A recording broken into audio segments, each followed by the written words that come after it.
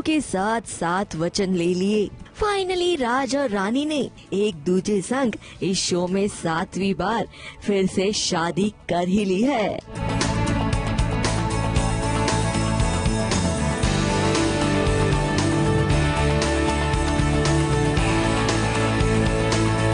जब ये फेरों के वक्त एक दूसरे को वचन दे रहे होते हैं तब लगता है कि इन्हें होश ही नहीं रहता।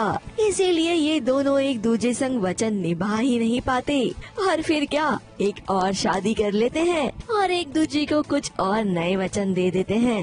यहाँ 7वीं बार भी इन्हीं वचनों का सिलसिला यूं ही जारी है। हमें राइटर्स चाहेंगे, हम निभा लेंगे। नहीं हम निभा लेंगे।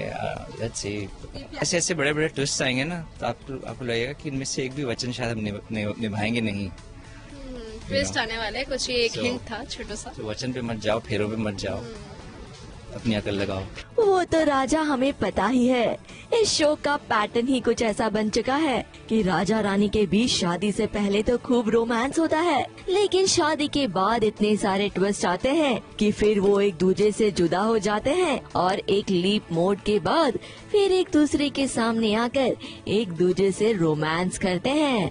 और रोमांस के साथ साथ हर बार कलर कोऑर्डिनेटेड भी होते हैं। अगर इनके कॉस्ट्यूम्स की बात करें तो कपड़े डिजाइन होते हैं, मैंने किसी और शो में नहीं देखा, मेरे लिए बने हैं तो मैं खुश हूँ। बस थोड़े भारी होते हैं, ज्वेलरी बहुत भारी होती है, कान सिर हाथ सब कुछ दुख रहा होता है। घर जाके पता चलता है वो ये ज्वेलरी का यहाँ मार्क आया है, बैक पे है, पिन सूख जाती है कई बार। एंड यू नो इतनी जगह दर्द हो रहा था कि समझ नहीं आता कि कहाँ क्या दर्द हो रहा है। तुम इतनी खूबसूरत लग रही हो यार।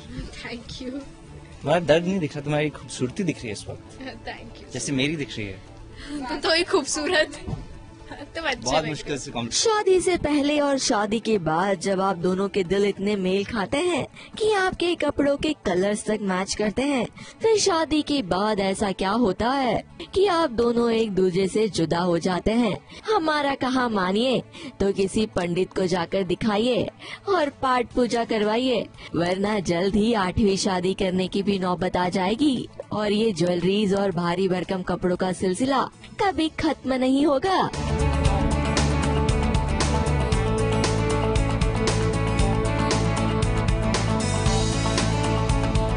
ABP news report.